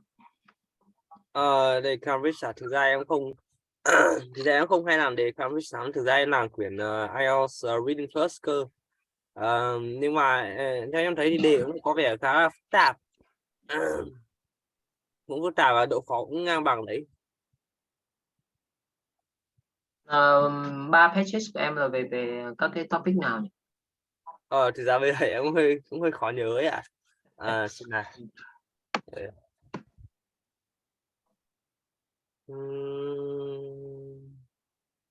Đã bây giờ nghĩ lại cũng hơi khó nhớ, bởi vì cái lúc đó em đọc thì cũng không hẳn là mấy cái nội dung vào chuyên môn về hứng thú của em, thế nên là thế nên em không có nhớ kỹ. Rồi đâu vẫn là tập trung trả lời câu hỏi thôi đúng không? Không thâu tóm nội dung. Yeah.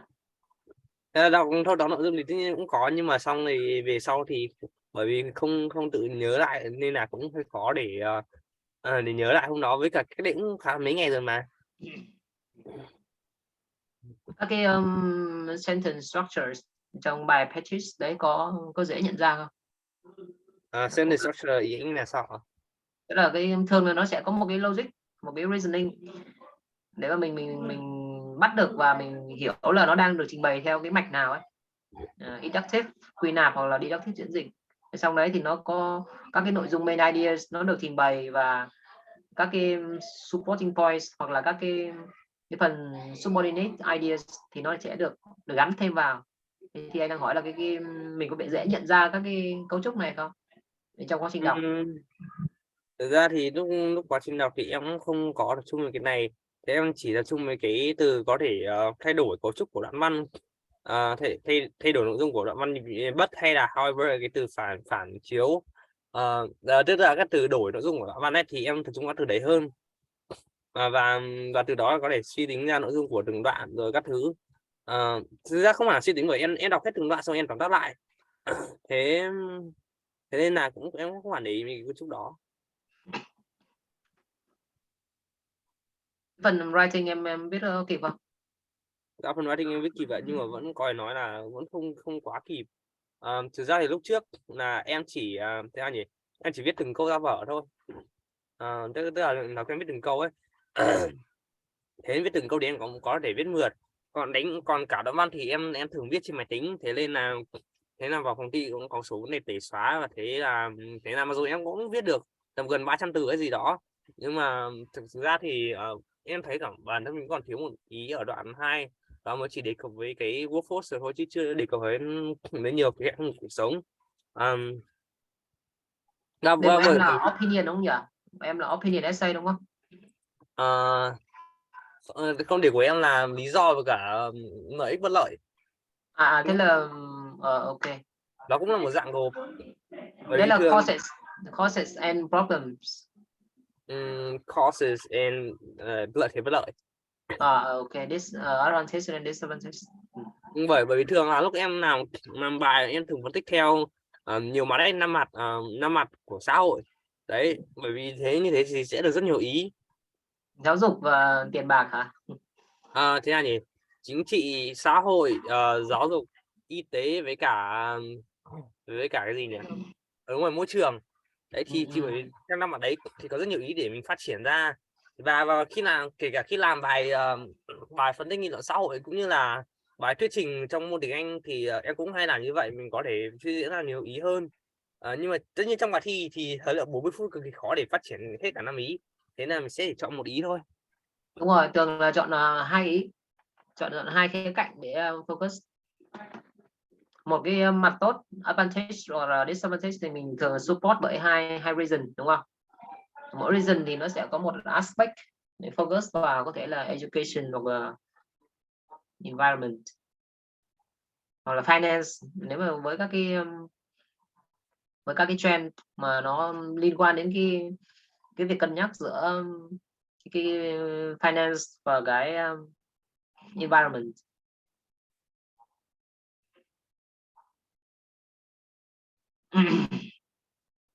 Anh chọn thi computer chủ yếu là để support cho cái writing thôi, bởi vì là thật ra nhiều bạn hay băn khoăn về cái việc gõ nhanh. Thật ra gõ nhanh không quan trọng đâu, vì có hơn, đúng nhỉ, gần 300 từ thì đâu cần phải gõ nhanh, quan trọng là ideas và cái logic về cấu trúc câu, về độ đa dạng câu và các cái collocations mà mình có thể đưa vào để mà nó phù hợp với cái context, chứ không phải chuyện gõ nhanh.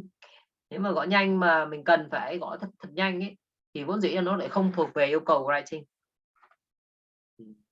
Thực ra thì lý do em không chọn writing thực ra lý do em không chọn computer based test là cũng bởi vì cũng là bởi vì phần writing thì mặc dù em có thể nói là tốc độ gõ của em khá nhanh, nhưng mà thực ra thì gõ nhanh nó khác hẳn hoàn toàn với gõ ra một cái bài văn hoàn chỉnh, bởi vì khi mình gõ thì mình còn phải chỉnh sửa các thứ, đúng không?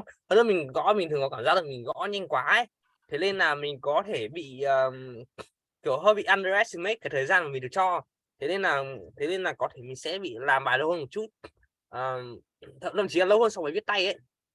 Đấy, bởi hơn nữa là khi mình làm writing thì mình có một cái có một cái thế nhỉ, conscious về cái thời gian hơn, mình có thể kiểm soát thời gian dễ dàng hơn là so với máy tính, bởi mình không có bị không có bị ảo tưởng, không có bị lừa bởi cái thời gian, bởi cái tốc độ gõ của mình.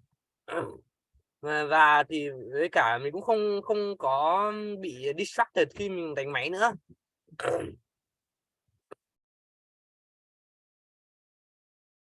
Còn phần listening em có chia sẻ là về gì nhỉ, cái phần ProTune nó có vấn đề gì? Tức là lúc đấy em mỏi quá, thế nên em nằm gục xuống bàn, thế xong em mất tập trung 1 giây, nhưng mà em mất tập trung một số nhịp, nhưng mà lúc đó thì em kịp tỉnh dậy với cả ghi lại ý chính, thế nên là em không bị bỏ phần đấy. Nhưng mà dù sao thì đó cũng là cực kỳ quan trọng, lỡ đâu mình mất phải đúng phần quan trọng thì nó cực kỳ không vui.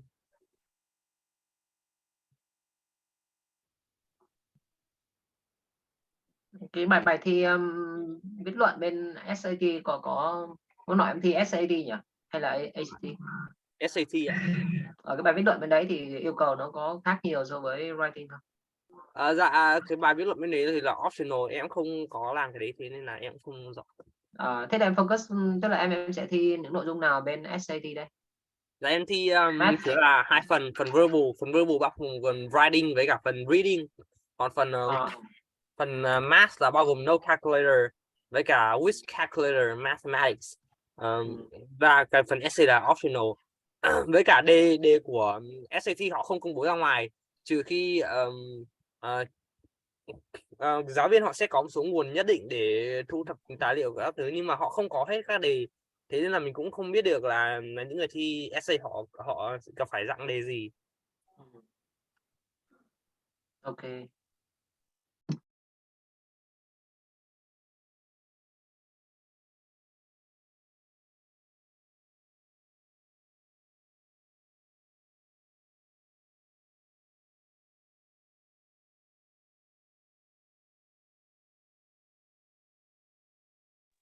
Nội em có chia sẻ về cái phần speaking đúng không? Có thầy có bảo là thầy có vặn nhiều lắm à? Thế là phần vặn phần nào?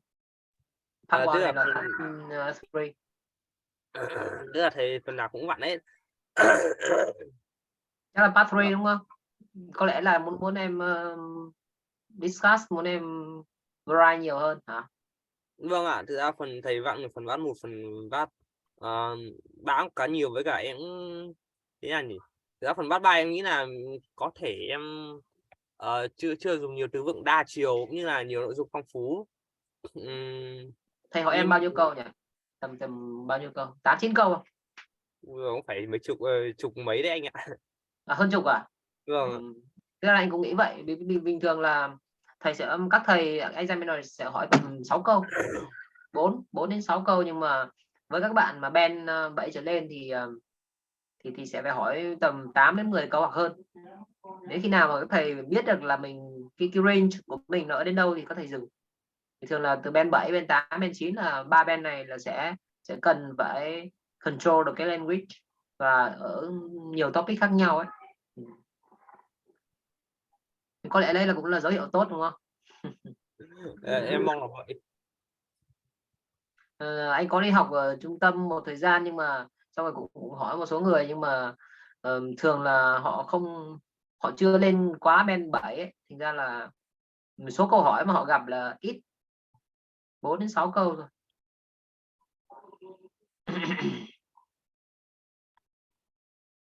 Những người nào mà tầm band 7.5 hoặc band 8 thì thường là sẽ được hỏi tầm 3 chủ đề đúng không?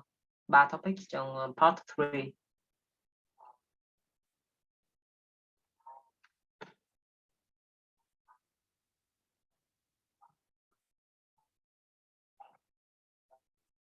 Em có cần hỏi lại thầy về cái việc repeat question không? Có repeat phrase ở chỗ nào? Thực ra em không nhớ rõ lắm có hỏi không, với lúc này khá bối rối. Đấy, thế là tập trung nghĩ vào cái nội dung hơn là đấy. Cũng có một vâng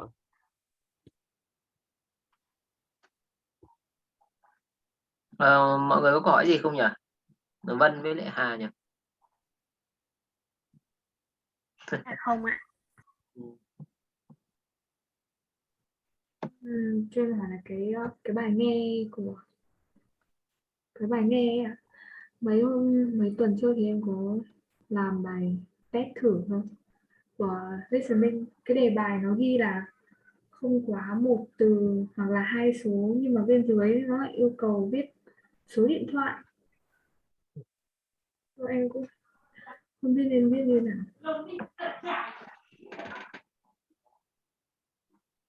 Số điện thoại đấy là một số rồi đấy, tức là người ta hỏi là chắc là một cụm thôi, người ta đang đề cập đến cái việc là một cụm.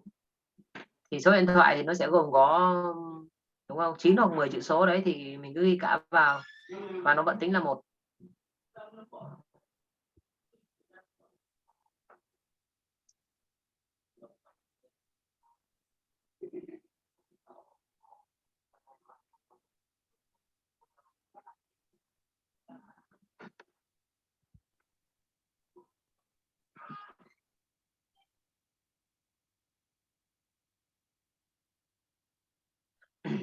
Cái 10 phút transfer của listening, Leo có dùng hết không em? Có dùng Dạ em dùng hết ạ. Bởi phần bắt 2 là em ghi chú lại mà, bởi lúc ấy em mất nhìn em chưa đọc câu hỏi, thế nên là xong phần 1 phút đó em cũng phải suy nghĩ lại đáp án của từng phần lại, make correction if needed, rồi rồi phần 2 cũng mất đến 3 phút 4 phút là luận ra ý tưởng, rồi dịch rồi luận ý tưởng, rồi chọn đáp án phù hợp. với các câu mà multiple choice hoặc là, đúng không, mà nó không có yêu cầu là để create feeling of blank ấy, thì có khi là take note cũng là cách tốt đúng không?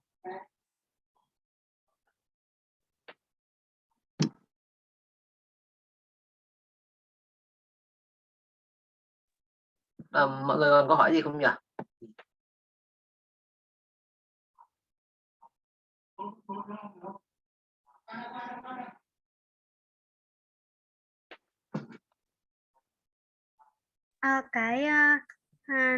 Cái quay lại màn hình để đăng lên YouTube ạ thì có quay phần free talk không ạ? Hay chỉ quay phần Discord với debate thôi ạ?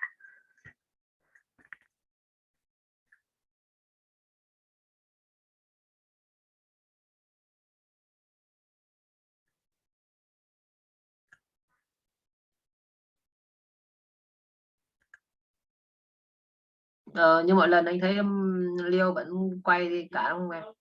Em vẫn report cho cả 3 phần đúng không? Phần gì ạ?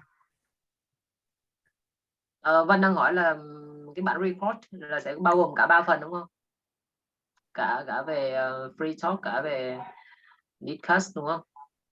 Dạ bình thường thì phần 1 phần 2 chính, còn phần 3 là thực ra ban đầu em không có định quay đâu, nhưng mà tại vì nó có nhiều thông tin hữu ích ấy, thế nên là mặc dù chỉ là optional nhưng mà nếu như mọi người sẽ có thể xem được phần free talk thì cũng sẽ rất là bất ngờ và hứng thú những thông tin được đề cập trong phần free talk, thế nên là em quyết định quay lại.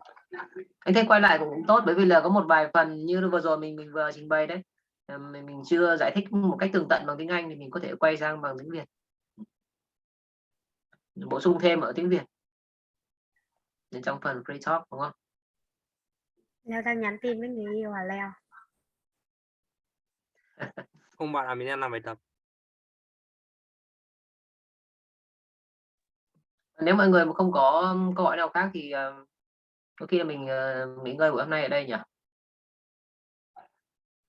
Mọi người có muốn thử làm một vài câu địa bằng tiếng Anh không? Đi rồi. Why not? Để mình giải thích tí nhá. Thực ra là mình có đam mê với môn địa, nhưng mà hiện tại là đang học bên tự nhiên, là cái kiến thức địa ở trên lớp ấy chắc chắn là sẽ không bằng mấy các bạn ở bên xã hội này, nên là cũng khá là đơn giản. Thật ra với môn địa lý thì anh nghĩ là em không băn khoăn, không cần băn khoăn cái việc đấy đâu, bởi vì là kiến thức địa về cơ bản là nó kế thừa của cả hai bộ môn khoa học tự nhiên và khoa học xã hội mà. Đấy, cho nên là kể cả lúc rảnh rỗi em đọc lại sách giáo khoa địa hoặc là tham khảo các cái tài liệu trên mạng thì cũng là đủ rồi. Không biết người khác như thế nào nhưng mà anh nghĩ là chắc là em cũng thế thôi. Đọc các cái phần kiến thức liên quan đến địa lý thì nó cũng dễ hiểu mà, đúng không? Mình có thể mind map nó thành một cái sơ đồ tư duy, có thể là phân nhánh hoặc là một cái chuỗi logic liên tục, thì anh nghĩ là chắc là mất 1 tuần thôi đúng không? Nếu mà mình đã quen với kiến thức địa lý của cấp 2 rồi thì cấp 3 học khá là nhanh thôi. Anh thấy quyển sách giáo khoa địa nó cũng mỏng mà nhỉ. Nhưng Dày mà lắm. hồi cấp 2 là học địa Việt Nam, còn lên cấp 3 là học địa thế giới. Và em thấy là học địa thế giới thì nó có khá là nhiều cái để học. Thường thì nếu mà học địa Việt Nam thì mình sẽ thường phân tích về điều kiện tự nhiên hơn, còn về địa thế giới thì mình sẽ tập trung chủ yếu hơn về mấy cái điều kiện kinh tế. Thật ra địa Việt Nam với thế giới thì nó vẫn gắn với nhau thôi, tức là hai phần địa lý tự nhiên và địa lý xã hội và vùng kinh tế thì nó vẫn gắn với nhau. Trong đấy thì những cái thuận lợi về mặt tự nhiên thì nó cũng là cái nền tảng để cho cái việc hình thành và phát triển các cái đặc trưng kinh tế của các vùng, đúng không? Nếu mà học về vùng kinh tế thì mình sẽ thấy các cái khoáng sản đúng không, tài nguyên về rừng, về biển, đấy, về thủy lợi, về thủy điện, đây nó nhầm, về thủy điện, đấy, về khai khoáng, công nghiệp nặng hay là về công nghiệp chế biến thì tất cả nó đều gắn với nhau. Ở chỗ nào mà có gần các cái vùng liên quan đến khoáng sản đúng không thì là khai khoáng nhiều, công nghiệp nặng nhiều, đấy, hoặc là đúng không, các cái khai thác chế biến. Dầu mỏ thì có lẽ là nó đa dạng hơn một chút, mình nhập nhiều, nhưng mà còn các cái ngành khác về cơ bản nó sẽ gắn với các cái vùng nguyên liệu nhỉ, cả nông nghiệp cả công nghiệp.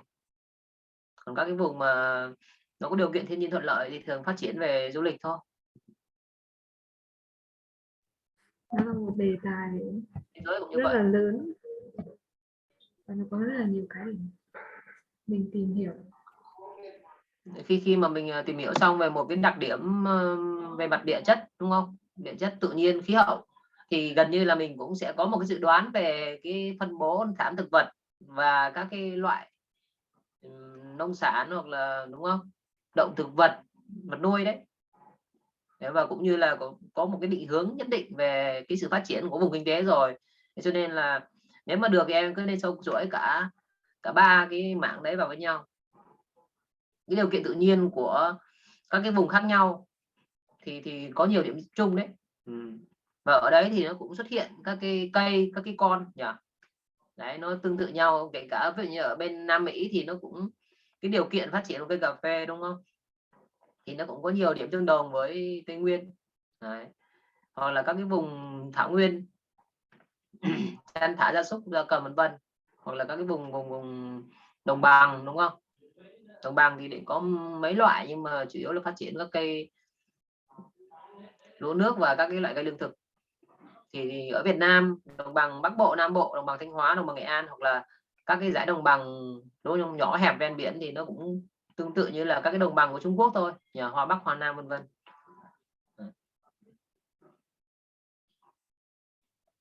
Nên thường là nói là Việt Nam và thế giới thì nó khác nhau, nhưng mà nó có rất nhiều mẫu số chung nhỉ.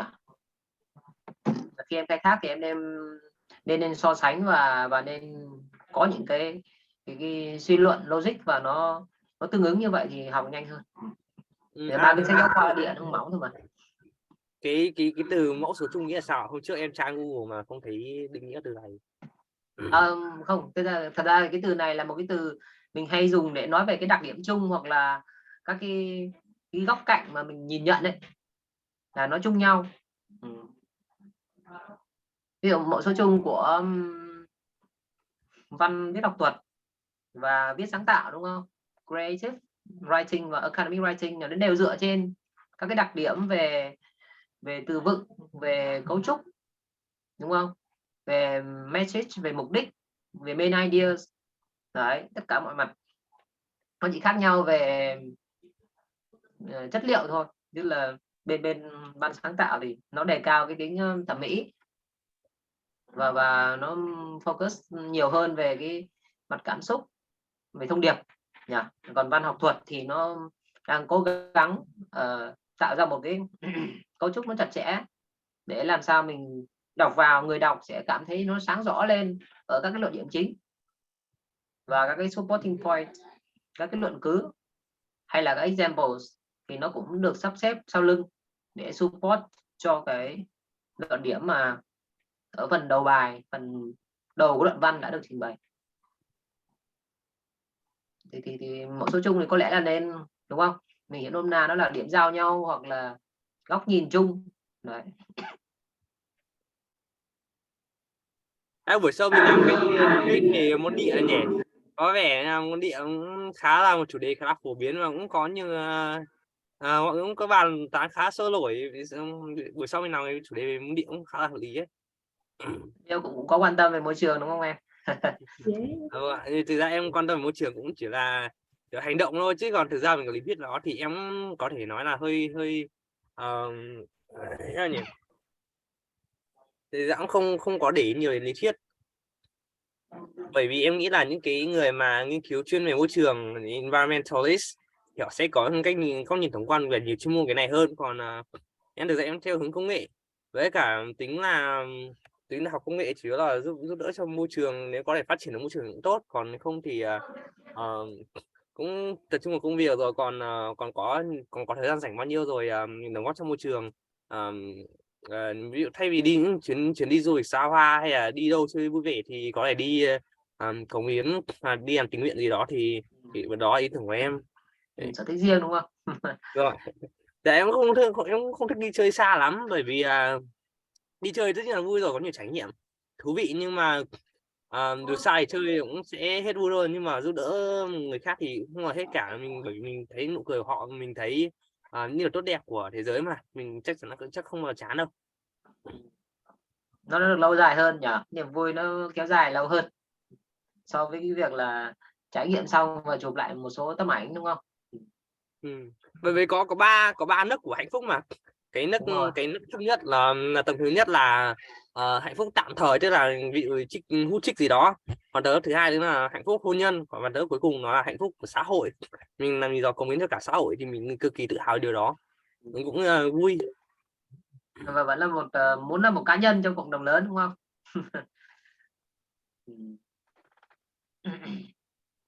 Ngày trước cái thời gian mà anh quyết định học y hay là học quân đội cũng vậy.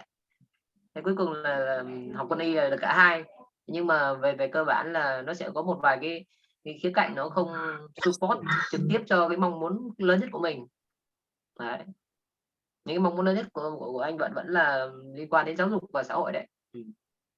Đặc biệt là khi mà mình tiếp xúc và mình hiểu về môi trường y khoa cũng như là quân đội thì mình mới nhận ra là nếu mà mình làm xuất sắc thì là tốt, còn nếu mà mình làm mức khá thôi thì vẫn chưa hài lòng được.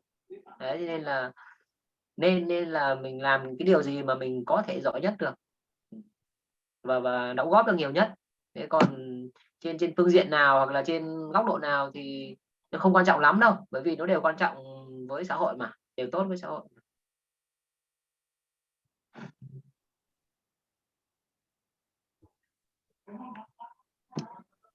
Thì quay lại chủ đề mà nãy là mọi người muốn thử một câu mà. Em có thể share màn hình đúng không? Hiện tại thì em Như cái này em phải có quyền với xe được. hiện tại em cũng không có file có đề. Xe nữa rồi. Thế thì như thế nào nhỉ, để mọi người Để em nhập vào phần chat. Thực ra thì cũng có cách để share đấy trên máy tính, nếu như bạn đủ giỏi công nghệ. Đó, sử dụng phần mềm OBS Studio. Cái này bạn có chia sẻ màn hình của bạn qua cái camera, nhưng mà tất nhiên cái camera có thể sẽ có giới hạn về độ phân giải, thì cái này nó cũng một vấn đề rồi. Mình cho bạn cậu host xem bạn có chia sẻ đúng nhá. Bạn xem thử có screen share được không? Thực ra là mình không có file ạ, nên là câu hỏi thế thì như thế nào, không thì em có thể gửi lên Messenger cũng được. chụp hình đâu ạ, chụp hình rồi gửi lên nhóm.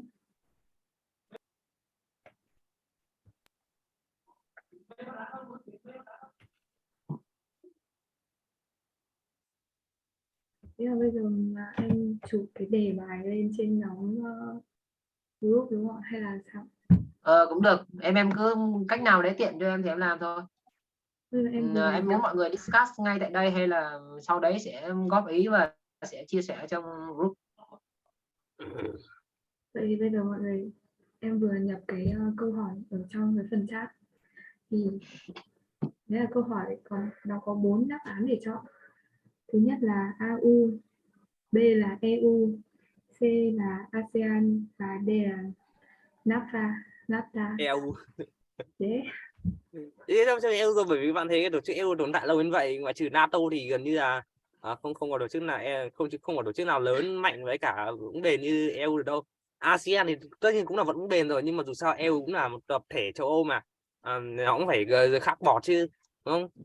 Cấp độ của EU nó khác so với các tổ chức khác, là bên kia là cộng đồng thôi, EU là liên minh. Vâng. EU của EU như liên minh kinh tế đúng không? EU có liên minh quân sự không nhỉ? Liên minh châu Âu EU thì theo anh biết là nó liên minh được gần hết em. Phần lớn là sẽ thông qua một cái hội đồng chung EU mà. Khi mà đã mở cửa biên giới để mà cho đi lại như các tỉnh với nhau thì có lẽ là cái phần quân sự đã có một cái nhất trí chung rồi. Và trên thời gian gần đây mình quan sát thì cũng thấy là EU nó cũng phản ứng khá là đồng bộ với nhau ấy. Thì quốc gia nào mà không theo cái quy ước chung thì sẽ không được tiến hành một mình, đơn phương. Đấy, như cũng vì lý do đó thì mà anh rời khỏi EU thì phải, nếu không nhầm. Anh thì nó có một vài cái khúc mắc liên quan đến lợi ích EU và Mỹ nữa. Khá là lòng à.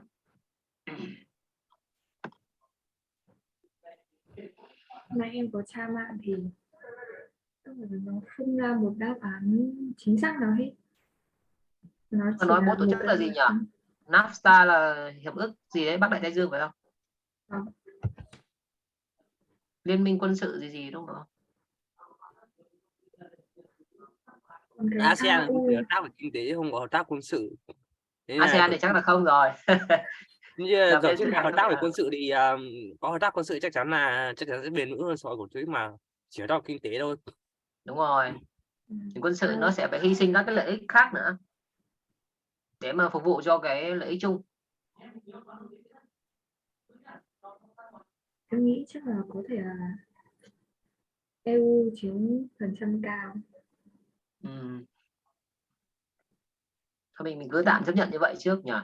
Em còn câu nào khác không? Không, còn rất nhiều thôi. Thì có khi là sao? Gõ này thì hơi lâu. Em nghĩ là em nên chụp. Nhưng mà làm sao để chuyển lại hút được? Nãy em có chuyển cho em mà giờ em không biết chuyển lại như nào. Không cần đâu em. Mọi người có câu hỏi hay là có đề xuất gì khác không nhỉ?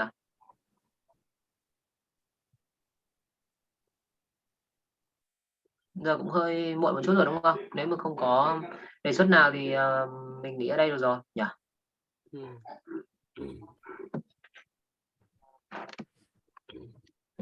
Cảm ơn các bạn đã tham gia buổi session rồi không nói quên. Cảm ơn các bạn đã tham gia buổi nói chuyện của chúng mình hôm nay, rất vui.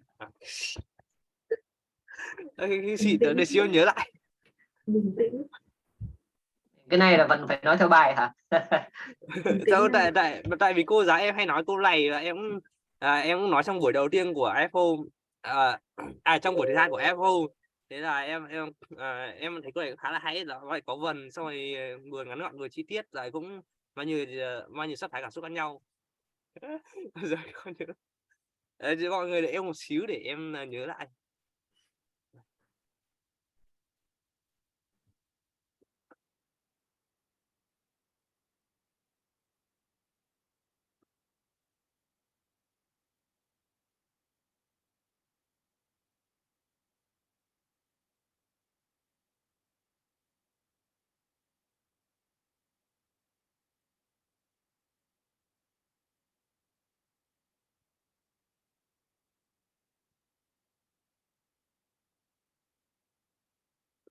Ok.